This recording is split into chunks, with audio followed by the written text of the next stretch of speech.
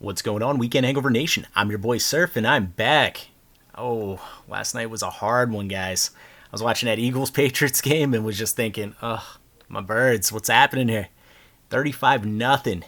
Even when the game doesn't matter, Lane Johnson summed it up. That's just unacceptable. From an Eagles point of view, they were apparently okay with it. Rested a lot of starters, looked pretty good during the joint practices. Sirianni didn't look concerned. We'll see. Patriots, on the other hand, riding high a few weeks out. Offense and defense clicking at regular season speed. It's a beautiful thing for if you're a Patriots fan. So let's jump into my observations. First, my thoughts after watching Cam Newton early were, man, he's got his velocity back. Ball was just shooting out of his hands.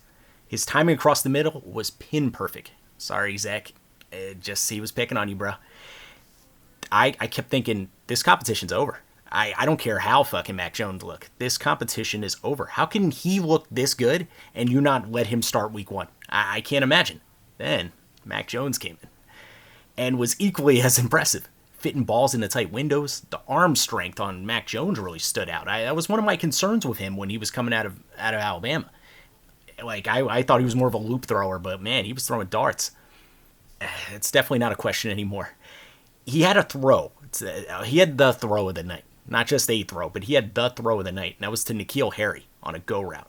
50 yards in the air, the ball hung up perfectly, waiting for Harry to make a play. Unfortunately, he did not. But the ball was simply beautiful, and it can't go without being said. So, QB competition wages on in New England. I still like Cam to start out. I'm a fan of letting a rook sit just for a little bit, let him get a feel of things, and then come in instead of just being thrown to the wolves. But that's just me. The Birds, on the other hand, were hit with a surprise scratch after warm-ups, as Jalen Hurts was rushed to the hospital with a apparent stomach infection. It's been stated that it's not serious and Hurts will be fine, but the valuable snaps with the young pieces. Man, we got to see that Hurts-Smith connection in live games. It's been too long here. So, Flacco jumped into the starting role and was, I don't want to destroy Joe, but he wasn't good. Mind you, the Eagles are taking this, please let us get to the season healthy approach. They've been doing that in camp and in preseason. So Flacco was stuck with backups all across his offensive line. And I get where the Eagles are coming from. 2020, Eagles lost both their starting all-pro right guard and their starting left tackle before real games were even played. That shit sucks. So if it means getting slapped in preseason games, I guess I'm okay with it, Back to Joe. Flacco had backups across his line, like I said, and the Patriots starting defense, and it showed. Though the times when he actually had time to step in and deliver a strike, it just wasn't there. It hasn't been there all camp, and I frankly think Joe Flacco's done. He's not the same guy he was even 3 years ago. I don't see it.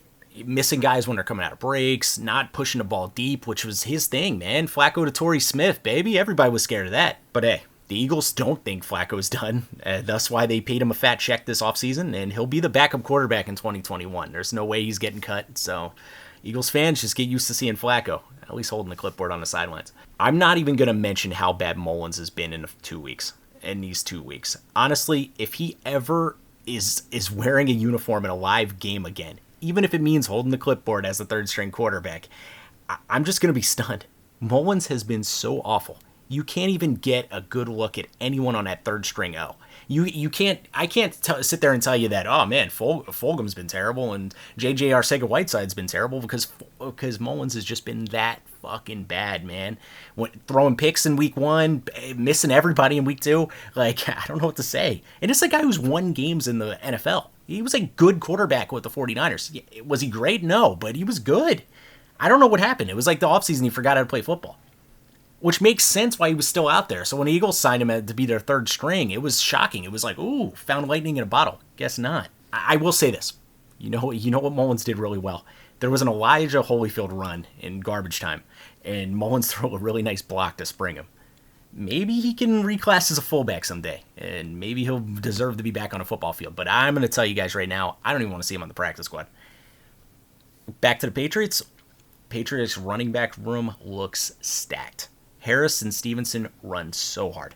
Stevenson must have went to that Merriam-Barber School of Effort because he just gets to work, man, and it's a beautiful thing to watch. Not sure how much fantasy impact he'll have in this system, but man, he's a player. Another back that impressed me was Sony Michel.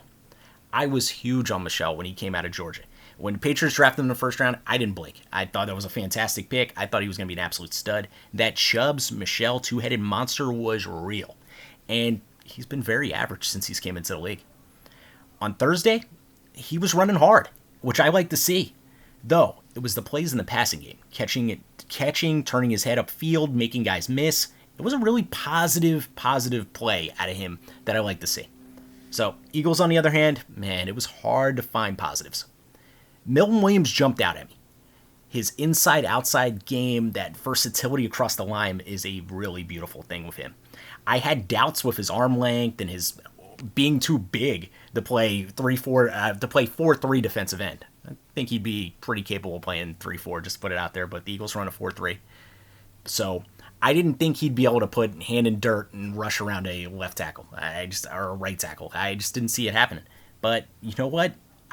My doubts aren't completely put to bed there, but I'm definitely less concerned about it. He was a problem for the Patriots right tackle all night, every time he was on the field. Too strong, too quick, forced 2 holding calls and a third obvious hold that went uncalled. Like I said, he was a problem. Now, there's another side of versatility, and that side is Matt Pryor. On paper, he's an ideal backup. He can swing tackle and swing guard. He can play 4 different positions. The thought is he's so valuable. He's just so valuable to have an offensive line rotation. It's just, man, he takes up spots that would be reserved for random dudes. Like he's a perfect backup in theory. But the problem with Pryor is he just isn't good at any of those positions that he plays. Frankly, as an Eagles fan, I'm happy Hurts wasn't in there with Pryor protecting him. Honestly, he's terrible. And frankly, his time with the Eagles should be over. Yet, the recent Dillard trade talks, I have a feeling he's going to be around. And he's going to be around as the primary swing tackle on this Eagles team. And that is a scary thought when you're thinking about your franchise quarterback, when you're thinking about winning games. Matt Pryor being in that lineup cannot do that. We've seen enough of it, and he needs to go. Final thoughts. Tale of 2 teams. One came in full throttle, the other came in cautious. We'll see whose philosophy works better. Though I'm going to tell you guys, I'm not betting against Belichick. I'm just telling you now. How can you? All right, guys, it's been another Weekend Hangover production. I'm your boy, Surf. This is a like, comment, subscribe, and all that good stuff. Catch you guys later. Peace.